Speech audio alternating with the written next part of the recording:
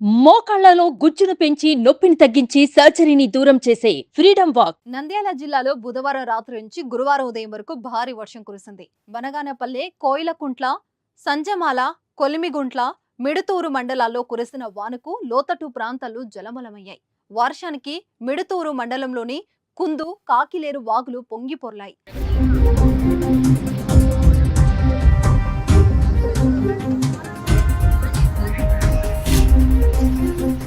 SC colony సమీపంలోని కాకిలేరు వాగు పొంగడంతో సమీపంలో నిలిచి ఉన్న ఓ కారు గడ్డివాము వర్షపు నీటిలో కొట్టుకుపోయింది.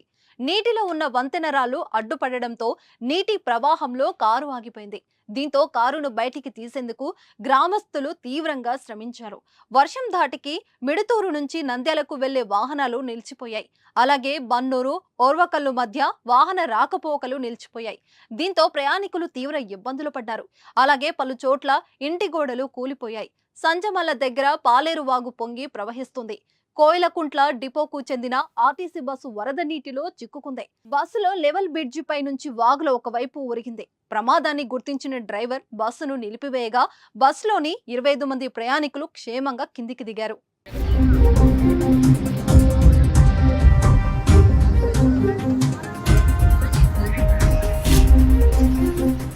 సుమన్ టీవీలో మీ పర్సనల్ అండ్ బిజినెస్ ప్రమోషన్స్ కోసం కింది నెంబర్కి కాంటాక్ట్ చేయండి.